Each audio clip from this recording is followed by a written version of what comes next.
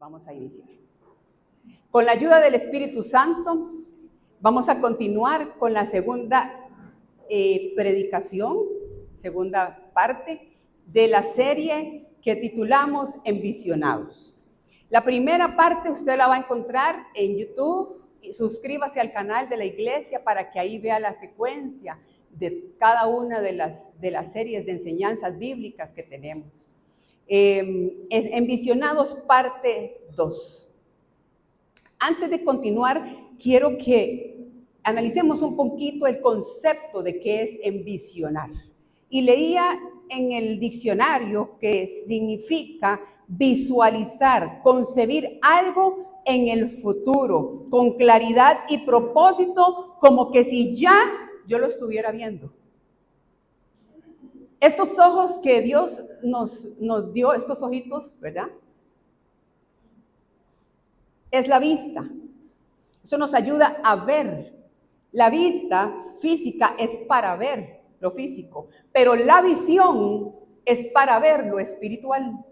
Y en visión, o sea, envisionar no es solamente para ver la visión, es para accionar dentro de la visión, caminar en la visión. ¿Estamos de acuerdo? Dice la palabra de Dios en el libro de Hebreos, en el capítulo 11, el versículo 1, en la traducción lenguaje actual, leo para ustedes, dice: confiar en Dios es estar completamente seguro de que uno va a recibir lo que está esperando. Es estar convencido de que algo existe aún cuando no se pueda ver. Eso es fe. Creer que ya algo es, que fue preparado, que está listo. Y cuando envisionamos, accionamos en algo que ya Dios predestinó para nosotros y lo hacemos en obediencia y en fe, y ahí es donde vemos al Señor respaldándose y glorificándose en cada uno de nosotros. En esta segunda parte, el subtítulo es identidad. Un envisionado tiene identidad. ¿Estamos de acuerdo? Y quiero que me acompañen al libro de Daniel. Vamos al profeta Daniel, al capítulo 1. Y vamos a leer del versículo 1 al 6. Daniel, busque ahí, profeta Daniel.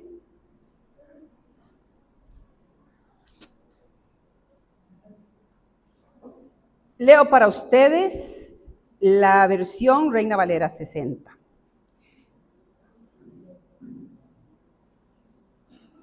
¿Están listos, chicos? Daniel 1. En el año tercero del reinado de Joacim, rey de Judá, vino Nabucodonosor, rey de Babilonia, a Jerusalén y la sitió. Y el Señor entregó en sus manos a Joacim, rey de Judá, y parte de los utensilios de la casa de Dios, y los trajo a la tierra de Sinar, a la casa de su Dios. Ojo ahí, su Dios y Dios con minúscula, ¿verdad? Y colocó los utensilios de la casa del tesoro de su Dios. Y dijo el rey Aspenaz, jefe de los eunucos, que trajese de los hijos de Israel, del linaje de los príncipes, muchachos, en quienes no hubiese tacha alguna, de buen parecer, enseñados en toda sabiduría, sabios en ciencia y de buen entendimiento, e idóneos para estar en el palacio del rey, y que les enseñase las letras y la lengua de los caldeos. Y le señaló el rey, ración para que cada día de la provisión de la comida del rey para ellos y del vino que él bebía, y que los criase 3 años para que al fin ellos presentasen delante del rey. Entre estos estaban Daniel, Ananías, Misael y Azarías de los hijos de Judá. A estos el jefe de los eunucos puso nombres. Puso a Daniel, que se llamaba antes Belsasar, a Ananías le puso Sadrac, a Misael le puso por nombre Mesac y a Azarías le puso Abed-nego. Amén. Vamos al contexto. Israel se parte en dos. Hay dos reinos, reino del norte y reino del sur. Israel en Judá, en el reino del sur, fue totalmente tomada, invadida por los babilonios. Babilonia era un gobierno poderoso, estaban armados y llegaron y sitiaron. Los babilonios tomaron a Judá, al reino del sur. Entonces, ¿qué hicieron ahí? Dice la palabra, y leíamos textualmente, que ellos los llevan cautivos, a todas las familias, a todos los israelitas fueron presos, cautivos, los destierran, iglesia, los quitan de su tierra, les prohíben sus costumbres y los llevan cautivos hacia Babilonia, presos. Y para que me comprendan un poquito geográficamente, Babilonia es lo que hoy es Irak. Para que vean un poquito territorialmente, es lo que hoy es Irak. Y es que ese conflicto siempre ha existido desde tiempos antiguos, desde el Génesis está ese conflicto. Y la guerra que hoy estamos a punto de ver, que revienta, es una guerra a base de la religión. Y aquí también era lo mismo. Si nota, lo primero que toman los babilonios de los judíos son los utensilios del templo del Dios de Israel, mandándoles un mensaje muy claro. No queremos nada con ese Dios de Israel. Nosotros tenemos nuestros dioses falsos y a él vamos a adorar. Y toman los utensilios del templo y como si fuera poco los agarran y los llevan a esos dioses falsos. Fue una bofetada, es una cachetada para el pueblo de Dios. Pero Dios había permitido eso. Todo fue con el permiso de Dios. ¿Y sabe por qué? Porque la gente, Israel, el pueblo de Dios, el que había salido ileso a una tierra prometida, no quería nada con Dios. Se había olvidado de Dios y se sumieron en pecado y en sus propias conductas. Seguimos el contexto. El rey Nabucodonosor solicita a los eunucos. ¿Qué es un eunuco? Un eunuco era uno que servía en el palacio del rey. Eran hombres que eran completamente entrenados para servir al rey.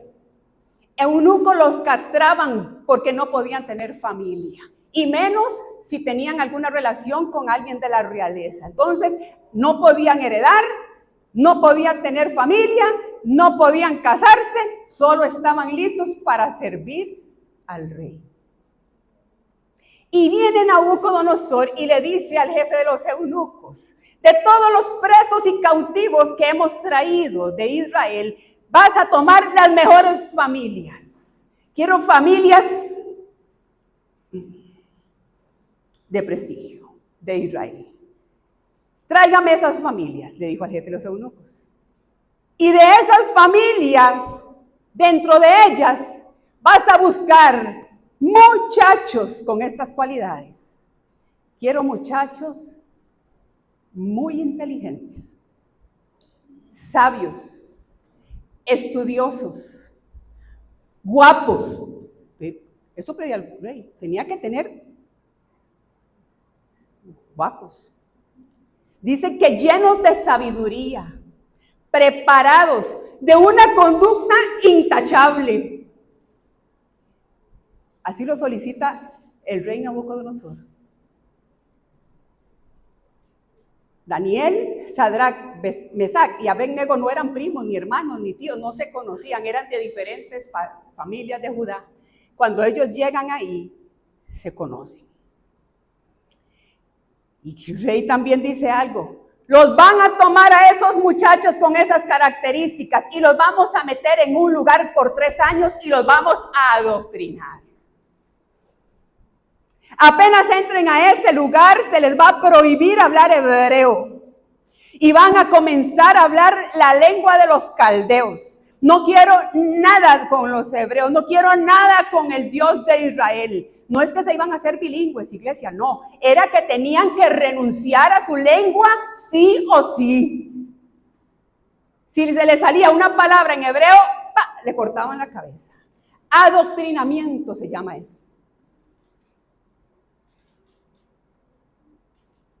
Y siguen las condiciones de ese adoctrinamiento. Era por 3 años. Tenían que ir a ese adoctrinamiento por 3 años. Esos muchachos, ¿sabe cuántos años tenían? Entre 15 y 20 años. Y ya habían estudiado, estaban llenos. ¿Sabe por qué estaban llenos de sabiduría? ¿Saben por qué eran muchachos muy inteligentes? ¿Sabe por qué los muchachos Sadrach, Mesach y Abednego y Daniel eran intachables de conducta? Porque en Israel, antes de que el niño aprenda a leer, el niño tiene y se le enseña el temor de Dios. Porque en Israel lo primero que aprenden los niños a leer es la palabra de Dios. Porque en Israel lo que le enseñaba los padres a sus hijos no era Biblia pura y era experiencia con Dios pura y genuina. Entonces, como ellos tenían al Espíritu Santo de Dios, ¿quién les daba la inteligencia? ¿Quién les daba la sabiduría? ¿Quién les daba las capacidades? Paralelamente tenían una carrera secular.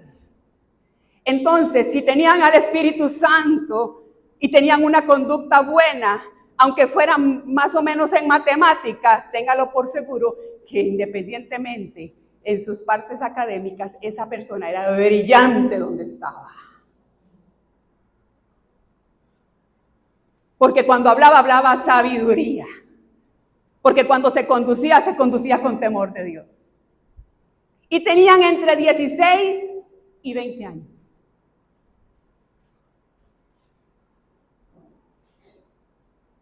Y cierra el rey y dice, les cambian la dieta. Hasta ahí llegó. Les dijo, van a comer la ración del rey y van a tomar vino. Esos 3 años ellos van a hacer todo para que queden listos para servir al rey Nabucodonosor.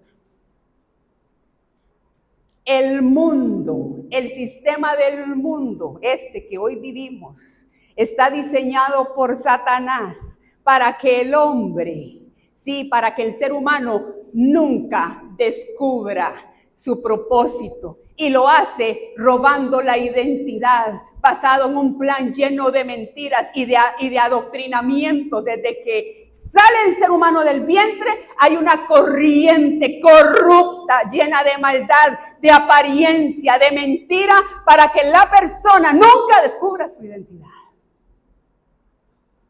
Y Nabucodonosor representa eso. Es un sistema de adoctrinamiento. Hoy lo tenemos exactamente igual. El mundo está siendo adoctrinado, sumido. Le están arrancando la identidad a aquellos que ni tan siquiera la han descubierto, y mucho más a la iglesia, aquella iglesia que ha aceptado a Cristo como Rey, Señor y Salvador. La están adoctrinando. El mundo la seduce.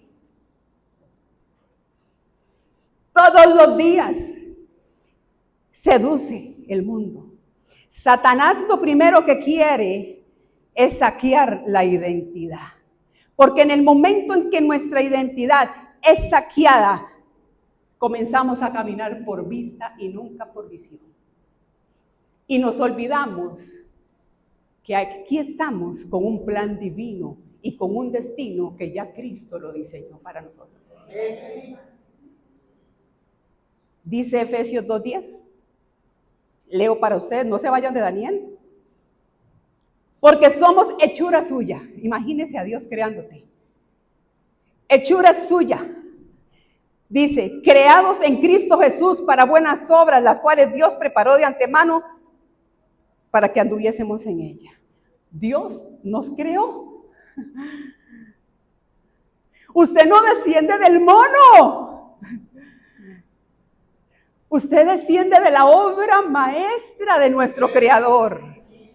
Usted es parte única. A imagen y semejanza de Dios fuimos diseñados. Imagínense la exclusividad que somos cada uno de nosotros, que hay 7,000 millones de habitantes en toda la tierra y todos somos diferentes. ¿Qué clase de creador?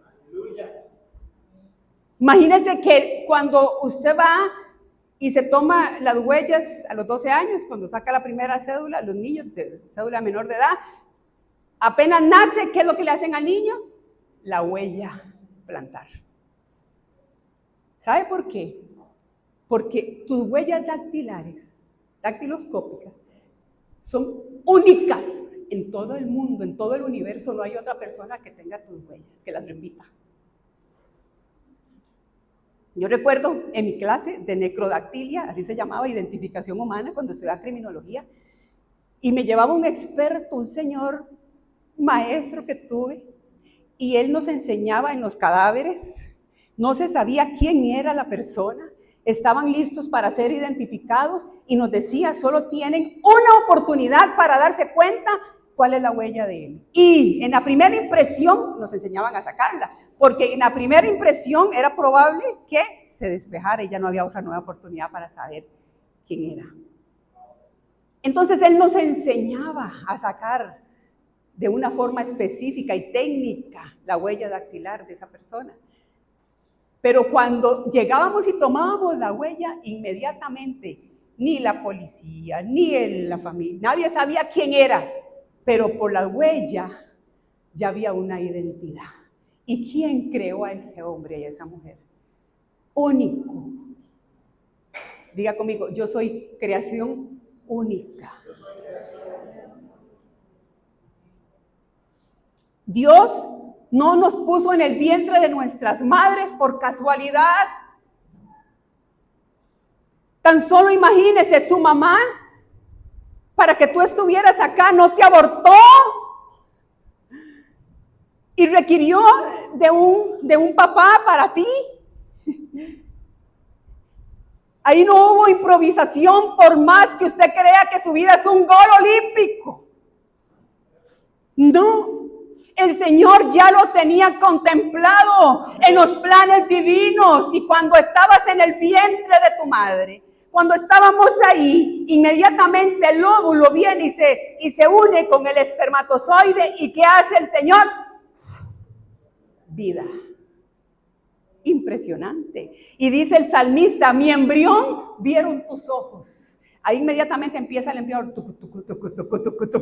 Eso parece un caballo. ¿Quién hace eso? Nuestro Creador. Pero cuando viene esa criatura y sale del vientre de la mamá, se encuentra con una corriente horrible y espantosa de este mundo. En mi caso, seguramente Satanás decía, ¿qué va a salir de Eduardo y Clotilde si los dos son alcohólicos? ¿Qué va a salir algo de la vida? Andrea, ¿qué va a ser? La vida de Andrea va a ser de ruina, de tiniebla, de pecado y de alcoholismo, porque de estos dos, ¿qué se puede salir? Eso decía Satanás de mí. Eso decía el sistema de Nabucodonosor de mí. Y dice el Salmo 51:5, dice David, y he aquí, en maldad fui concebido, y en pecado me concibió mi madre. Ahí no había nada, solamente la maldición me estaba alcanzando según el destino de Satanás, según lo que ya había escrito, según Satanás para mi vida. Mi vida iba a ser de perdición, de alcoholismo, de tiniebla, de miseria, de pecado, de ruina. Pero gloria a Dios por la iglesia, porque había luz, había esperanza. Alguien predicó esa luz. Y es la iglesia de Jesucristo, que lleva salvación, libertad, perdón, misericordia. Alguien me habló, hermanos. Alguien tuvo la valentía de acercarse y decirme que había un Cristo que había muerto por mí y que todo ese sistema mentiroso de apariencia y falso había sido derribado en la cruz del Calvario, porque al tercer día resucitó y derribó todo argumento y toda mentira. A Sadrach, Mesach y Abednego y a Daniel les cambiaron el nombre, porque Nabucodonosor quería arrebatarles la identidad.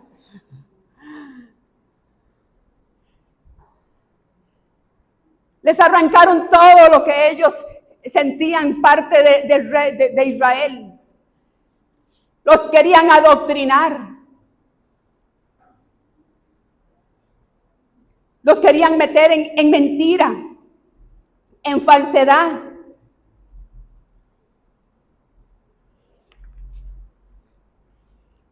Nabucodonosor tenía un plan para ellos. Les imponía todo aquello que ellos no estaban acostumbrados porque no eran parte de. Igual que hoy estamos viviendo. Ahora, ¿usted sabía algo, hermanos? Ahora los perros son hijos. Los gatos reciben herencias. Las mujeres alquilan el vientre para que 2 hombres tengan un hijo.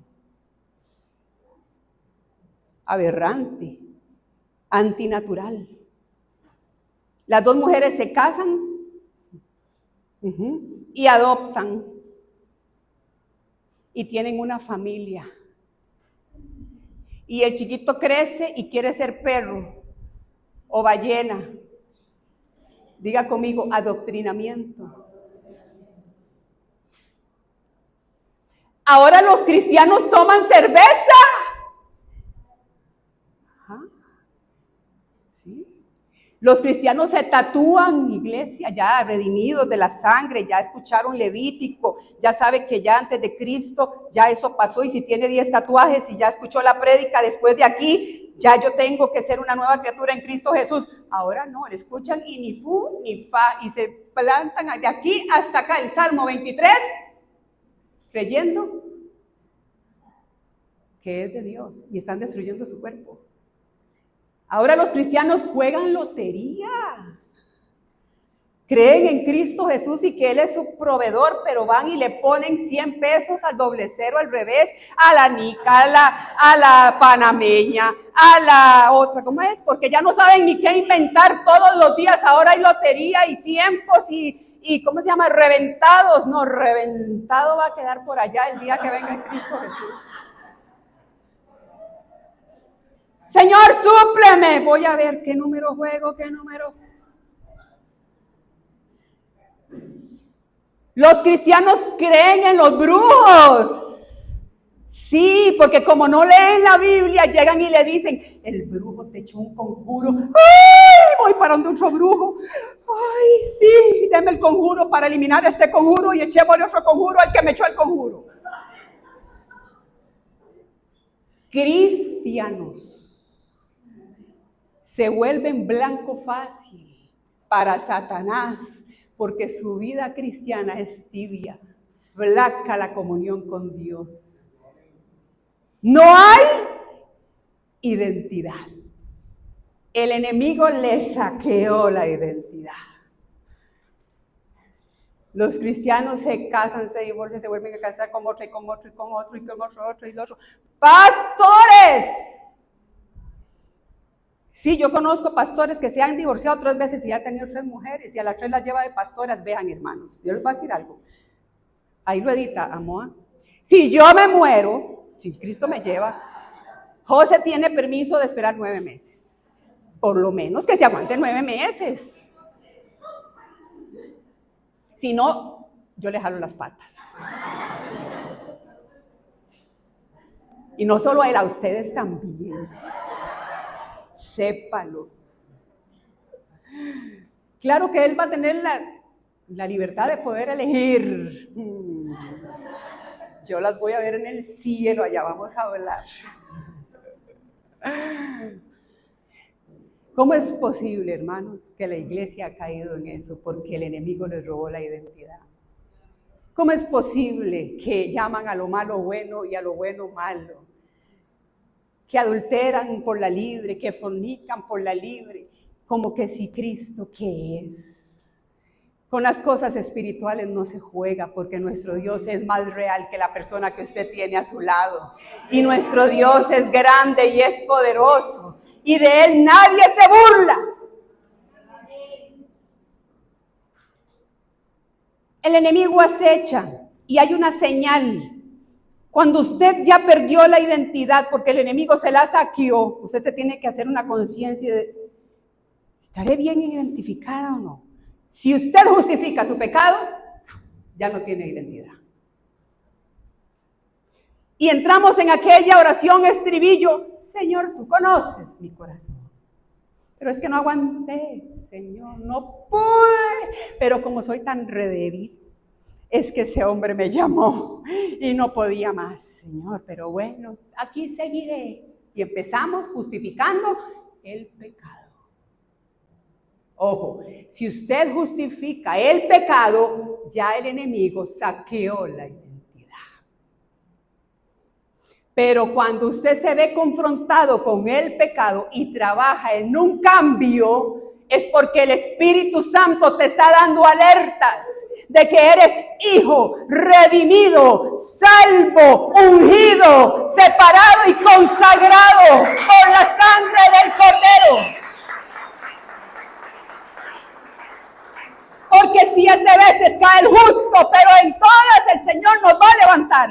El Señor quiere un corazón contrito y humillado. Humildad. Y ¿sabe qué grande, hermanos? Es que es poderoso, porque cuando un cristiano cae y tiene humildad, si el caer fue escandaloso, el levantarse va a ser aún más escandaloso. Sigamos en Daniel 1 y vamos al versículo 8. Y le llevaron y le dijeron, mire, aquí va la ración también. Y le dice, y Daniel propuso en su corazón no contaminarse con la porción de la comida del rey, ni con el vino que él bebía. Pidió, por tanto, al jefe de los eunucos que no lo obligase a contaminarse, y puso Dios a Daniel en gracia y en buena voluntad con el jefe de los eunucos. Ojo ahí. Y dijo el jefe de los eunucos a Daniel, temo a mi señor el rey, que señaló vuestra comida y vuestra bebida, pues luego que él vea vuestros rostros más pálidos que los muchachos que son semejantes a vosotros, condenaréis para que con el rey mi cabeza. Entonces dijo Daniel a Melzar, que estaba puesto por el jefe de los eunucos sobre Daniel, Ananías, Misael y Azarías, te ruego que haga la prueba con tus siervos por 10 días, y nos den legumbres a comer y agua de beber. Compara luego nuestros rostros con los rostros de los muchachos que comen la ración de comida del rey, y haz después a tus siervos según tú veas. Consintió pues con ellos en esto y probó con ellos 10 días. Y al cabo de los 10 días, ¿qué cree que pasó? Pareció el rostro de ellos mejor y más robusto que el de los otros muchachos que comían la porción de comida del rey. Así pues, Melzar se llevaba la porción de la comida de ellos y el vino que habían de beber, y les daba legumbres. Dice el 17, a estos 4 muchachos Dios les dio el conocimiento e inteligencia en todas las letras y ciencias, y Daniel tuvo entendimiento en toda visión y sueños. Ojo ahí, un envisionado no solamente se queda con intenciones, el envisionado va a caminar porque tiene identidad. Daniel dijo, ahí sí me la puso fea, cámbiame el nombre, pero ya la comida no, porque en la ley en Israel yo no voy a comer esto, me contamino. Y yo quiero adorar a mi Dios. No me voy a contaminar. Entonces el jefe de los eunucos le dice, mira Daniel, si usted dentro de 10 días vas a estar flaco, ojeroso, cansado y sin ilusiones. Y cuando el rey te vea acabado y pálido y escuálido, porque vas a comer solo legumbres y agua, me van a cortar la cabeza, dijo el eunuco. ¿Y qué hace Daniel? Probemos 10 días. Probemos 10 días a ver qué pasa. Probemos 10 días y deme solo legumbres y agua. Pero yo no quiero contaminarme con la ración del rey, porque eso es desagradarle a Dios. Él propuso y accionó. Diga conmigo, tengo que accionar. Usted sabe por qué muchas veces no vemos el respaldo de Dios, porque solamente nos quedamos en buenas intenciones. Y no hay acción. Mañana oro. El lunes empiezo ayuno. ¿Cuál lunes? No sé. ¿De qué año? No lo dijo. El domingo sí o sí voy a la iglesia. No sabe cuál domingo porque no volvió la criatura. Hoy inicio la lectura de mi Biblia sí o sí. Pasó el hoy, llegó el ayer, se fue, llegó el mañana y la Biblia empolvada. Yo quiero ir al grupo de crecimiento, pero tengo muchas cosas que hacer y me quedo con ser cristiano de perilla de domingo. Ahí voy a mi manera, Señor, estoy muy ocupada. Intenciones, no hay acciones. Y por eso en muchas áreas no vemos el respaldo de Dios. Porque alguien que tiene identidad lo propone y lo acciona. Porque está claro que al que tiene que agradar es a Dios y no a los hombres.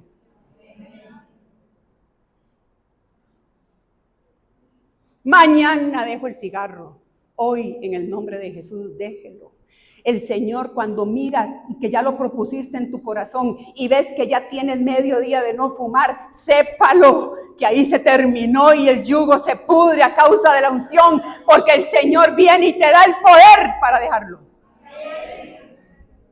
Hoy me tomo la última cerveza, no se la tome ni lo diga, derríbala de tu vida, porque eso te ha llevado a la perdición. Y cuando ves que tienes dominio propio un poquito, el resto te lo da el Señor.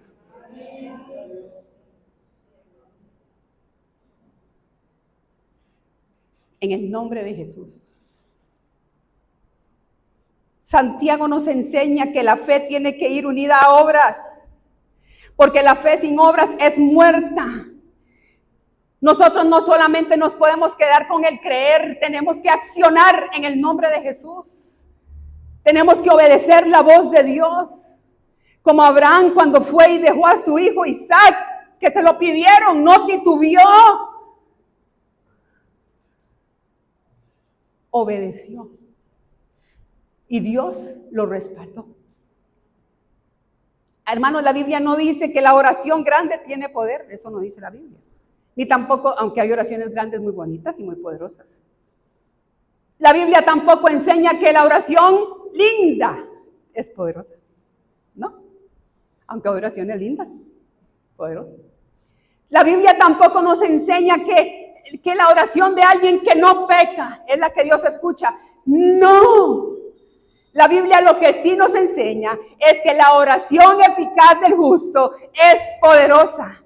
Y una oración eficaz es la oración que realiza alguien que sabe que es justificado por medio de Cristo Jesús.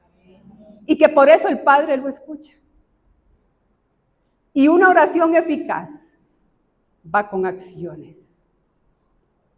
Va con acciones. Oro, acciono. Oro, acciono. Lento, pero seguro. A veces me voy a detener, sí, deténgase. Pero es mejor detenerse antes de retroceder. Pero ore y accione. Ore, tome decisiones. Ore, toque nuevas puertas. Ore, crea, busque, llame, porque el Señor te va a respaldar, como respaldó a Daniel. Un ambicionado resiste, porque camina por fe. Dice que por 10 días solo comieron legumbres. ¡Wow! Solo lechuga y agua. Como un conejo parecían. Pero es que Daniel tenía el Espíritu Santo y eran casi que, era como Jesús. ¿Usted cree que no pasaron hambre? Sí pasaron hambre. ¿Usted cree que el día 3 no les tembló el cuerpo porque no estaban tomando realmente los nutrientes que el cuerpo necesitaba? Claro que les tembló el cuerpo. ¿Usted cree que en un momento quizá por aquí le pasó a Daniel decir, Señor, tú conoces mi corazón, voy a comerme la ración hoy del rey? Claro, por el hambrón que les dio, pero resistieron, iglesia, y no lo resistieron por fuerza, lo resistieron por el poder del Espíritu Santo, porque tuvieron un sometimiento. La identidad nos ayuda a someternos a Dios Y la única forma en que usted va a vencer al enemigo es sometiéndose a Dios, porque dice la Biblia que someteos pues a Dios, resistid al diablo y huirá de vosotros. Sométase a Dios para que usted resista las acechanzas del enemigo. Claro que se sintieron débiles. Claro que se sintieron incomodados. Un envisionado siempre va a ser incomodado. Siempre la palabra le va a incomodar. Siempre la visión le va a incomodar. Siempre, porque Dios lo quiere en crecimiento. Con esos grupos de crecimiento todos vamos a ser incomodados. Se va a salir usted de la zona de confort. Y el martes, en vez de ver la novela de Betty la Fea, que ya usted sabe el fin y el principio y lo que terminó, y que no edifica en nada, usted se va 1 hora y media a una casa y va a escuchar palabra de Dios. Que un jueves, en vez de usted estar en el mismo problema con sus hijos, sin salida, en una calle sin salida, discutiendo el mismo problema de hace 8 meses, de hace 10 meses, usted va a sacar el tiempo, se sienta, escucha, alguien va a orar por ti y usted no va a salir igual de esa casa. Vas a ser incomodado. Vas a salir de la zona de confort. Porque a un ambicionado Dios lo va a sacar de la zona de confort. ¿Sabe por qué? ¿Sabe por qué Dios te quiere sacar de la zona de confort? Porque Dios te quiere usar.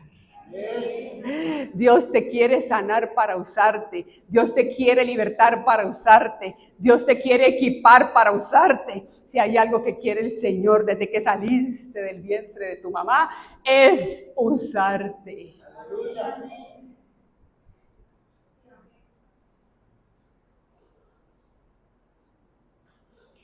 Y Pablo dice que aunque por fuera nos vamos desgastando, por dentro nos vamos fortaleciendo. Y esta leve tribulación momentánea, eso va a pasar. No se compara con la gloria que viene sobre tu vida. Porque nosotros no nos guiamos por lo que ven nuestros ojos, que son efímeras y pasajeras. Nos guiamos por lo eterno. Jóvenes, pónganse de pie. De 10 años para arriba. Ahora todos se van. No. Jóvenes. Póngase de pie. Sí, Bianca, usted es joven. Claro, mi amor, usted es joven. ¡Re joven! Levante sus manos al cielo. Llegó tu hora. Llegó tu tiempo. El Señor está marcando un antes y un después. En el nombre de Jesús. Escuchen, jóvenes. El Señor tiene una porción especial para tu vida, porque usted no es llamado a ser igual a todo el mundo. Usted es escogido desde el vientre de su mamá y es llamado con un propósito grande. Melanie, no es diminuto y finito como te enseñó el mundo. Es un propósito grande, Mauricio. Es grande, Bianca. Es grande, Jefferson. Y en el nombre de Jesús, Wendy, te levantas, ya no con tu fuerza porque no vas a poder. Te levantas con el poder del Espíritu Santo de Dios que está en ti en el nombre de Jesús. Te llegó tu tiempo, Ian, les vas a servir al Señor. Sí, vas a ser radical. Eres de una generación radical. Ian, levanta tus manos. Vas a ser de una generación radical en el nombre de Jesús. Kira y su hermano y su primo, ¿verdad? ¿Ustedes creen que están aquí por casualidad? No, el Señor los escogió, los llamó y hoy el Señor los va a equipar, así como lo hizo con Daniel, con Sadrach, con Abednego, lo hace con ustedes, porque el mismo Espíritu Santo que estaba en ellos, hoy va a venir sobre ustedes en el nombre de Jesús. Dele un aplauso al Señor.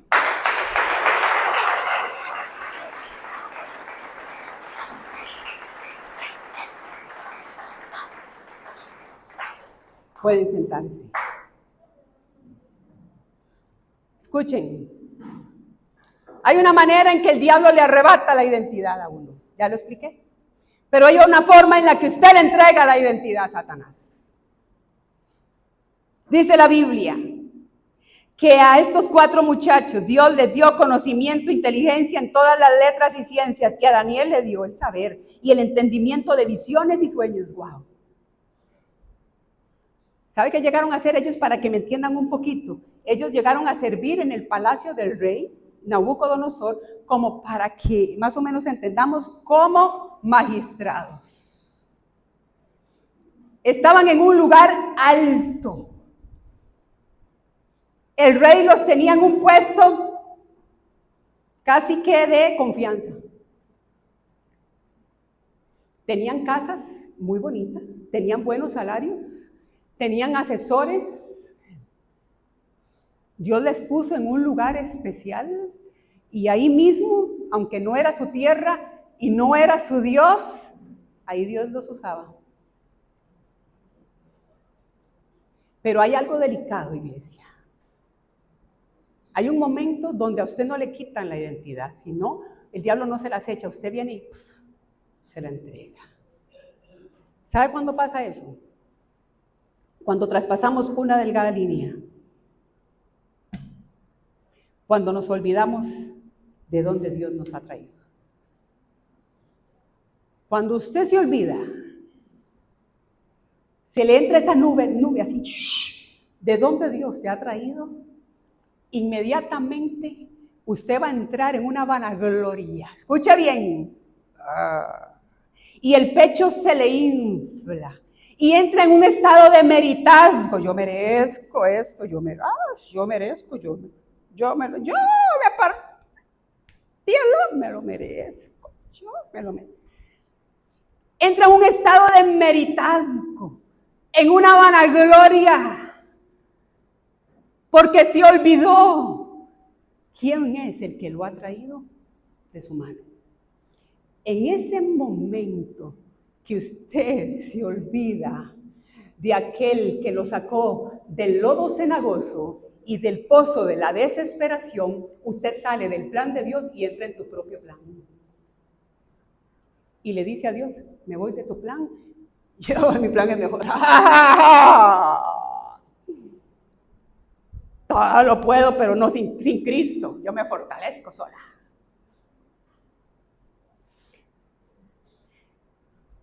Ellos estaban aquí, pero nunca se olvidaron del Dios que tenían. Estaban en buenas casas, pero nunca dejaron de adorar al Dios que los sostenía.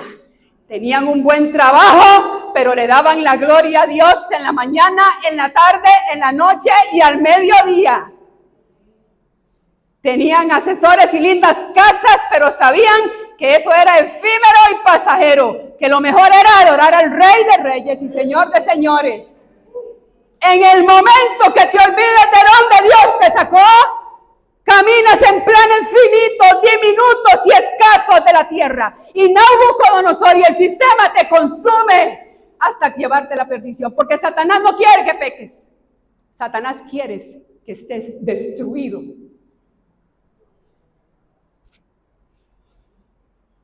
Pero cuando usted hace así y recuerda de dónde Dios te ha traído, ay hermanos, usted va a dar gracias a Dios por la misericordia que hoy sopló sobre tu vida. Usted va a valorar hasta a este suspiro de aire. Usted le va a haber sentido a la vida, porque sabe y tiene la certeza que estás aquí con un plan divino, que es testificar de la grandeza de Dios. Porque cuando alguien te pregunte, gloria a Dios, sí se te van a acercar. Y ahí es donde usted va a glorificar a Dios. Y usted va a testificar, no hombre, yo no soy nada. Esto no es nada, esto es mi Cristo el que me ha levantado, el que me ha sostenido, el que me ha llenado de gracia. Este título es porque Él me dio la inteligencia y el conocimiento. Este trabajo es porque me dio las capacidades. Esta familia es porque Él le plació. Pero yo no merezco nada. Lo tengo por gracia. Ahí mantenemos los pies en la tierra y la mirada en el cielo.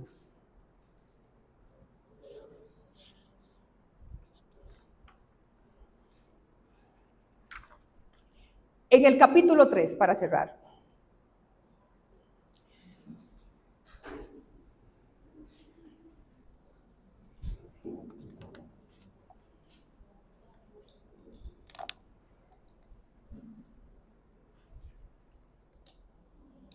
Habla un poquito del contexto. Ellos llegaron y están trabajando en sus puestos. Ya había pasado, él dice que adoctrinamiento, y ahorita vamos a ver el resultado. Y de repente el rey hace un decreto y levanta una estatua de oro. Y en el decreto dicen, al sonar de las flautas, al sonar de los tamboriles, todo Babilonia se va a postrar y adorar la estatua de oro. Y el que no lo haga va a ser echado en un horno de fuego y los voy a matar. Ese era el decreto.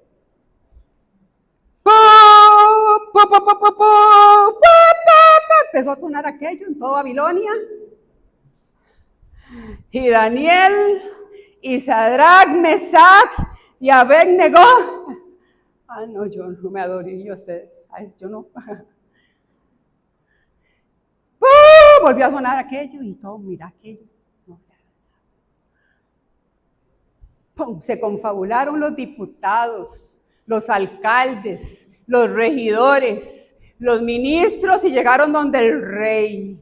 Todo está muy bien, pero hay 4 judíos que no han cumplido el decreto. Y el rey, ¿cuáles? Sadrach, Mesach, Abednego y Daniel. ¿Cómo? No se arrodillan, ¿cómo no adoran? Tráigamelo.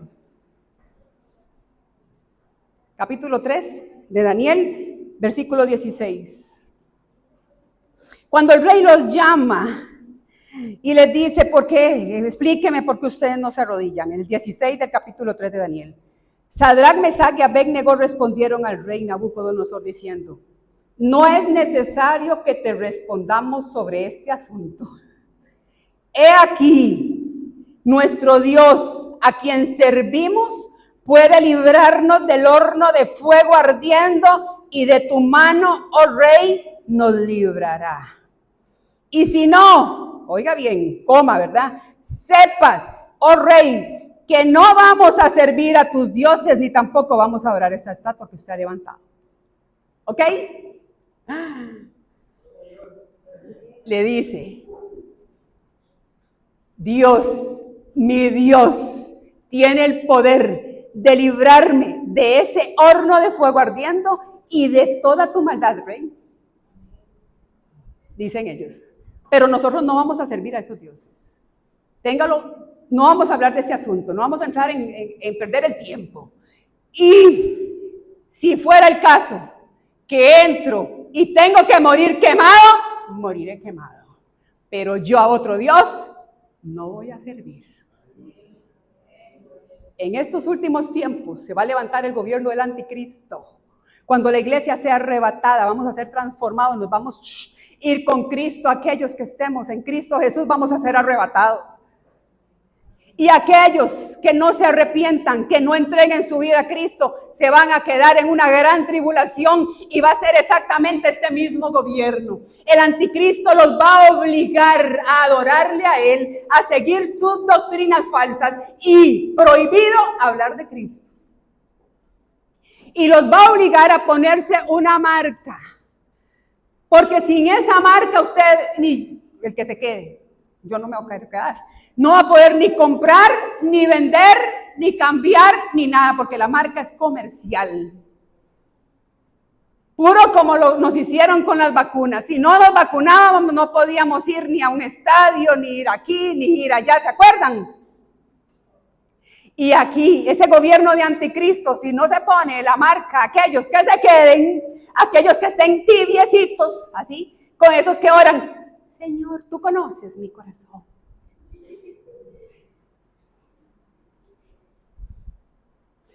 les cortan la cabeza si no se ponen la marca. Igual les pasó. ¿Y qué hicieron ellos? Me quemo en el horno. Pero yo tengo un Dios tan grande que tiene el poder de librarme de ese horno y de todos tus decretos, Rey. ¿Cuántos tienen ese Dios grande? Ese Dios todopoderoso. ¿Alguien le está hablando Dios en esta mañana? Si usted se sujeta a ese Dios grande, si usted le cree, el Señor te va a librar de ese horno ardiendo y de todo lo que el enemigo ha tramado para ti, porque nuestro Dios es mayor y es más grande. Dele un aplauso al Rey.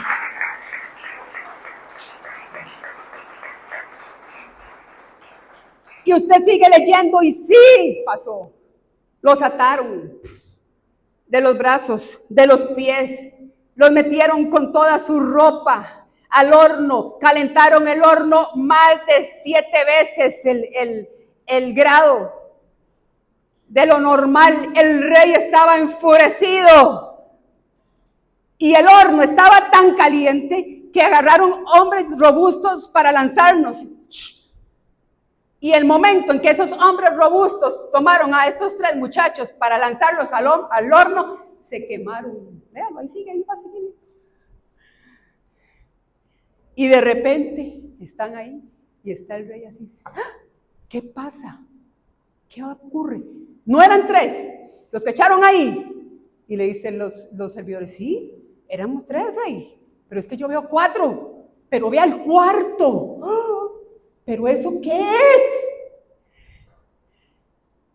Era el ángel de Jehová, el que acampa alrededor de los que le temen y los defiende. Era Jesús allá adentro, defendiéndolos en medio del horno, cuidándolos en medio de la maldad, pero ellos con su identidad firme. Dice la Biblia, ahí mismo, vamos de nuevo al 3:26. Entonces Nabucodonosor se acercó a la puerta del horno de fuego ardiendo y dijo a Sadrach, Mesach y Abed-Nego, siervos del Altísimo, salid y venid. Entonces ellos salieron en medio del fuego y se juntaron los sátrapas, los gobernadores, los capitanes, los consejeros del rey, para mirar a estos varones como el fuego no había tenido poder alguno sobre sus cuerpos, ni aún el cabello de sus cabezas se había quemado, sus ropas estaban intactas y ni tan siquiera olor a fuego tenían. Entonces Nabucodonosor dijo, bendito sea el Dios de Sadrach, Mesach y Abed-Nego, que envió a su ángel y los libró a sus siervos que confiaron en él y que no cumplieron el edicto del rey y entregaron sus cuerpos antes que servir y adorar a otros dioses que a su Dios. Por lo tanto, decreto que todo pueblo, nación, lengua que dijere blasfemia contra el Dios de Sadrach, Mesach y Abed-Nego sea descuartizada y su casa convertida en muladar, por cuanto no hay Dios que pueda librar como este. Entonces el rey, ¿qué hizo? Engrandeció a Sadrach, a Mesach y a Abed-Nego. Gloria a Dios. La Biblia se predica sola. Es hermosa, ella se predica sola, es hermosa. Ni olor a quemado tenían. Iglesia, un envisionado va a ser probado. Vamos a ser probados para ver la gloria de Dios, porque solo a través de la prueba vamos a ver la gloria de Dios. Y a través de la gloria de Dios, que la gente va a ver en ti, el corazón más duro y de piedra, Dios lo va a tocar, como el de Nabucodonosor. Escuche bien, si no te escucharon, si no te creyeron cuando predicabas, cuando invitabas, cuando llamabas, cuando enviabas un versículo, escuche bien, Dios mismo se va a glorificar en ti. Escuche bien.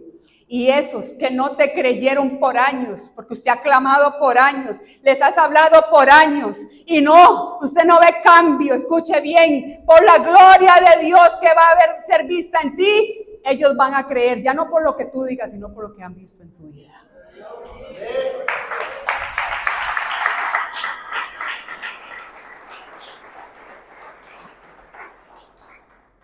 La gloria es para Dios. Dice Isaías 43, en la segunda parte, cuando pases por el fuego, no te vas a quemar, porque yo estoy contigo. Pongámonos de pie.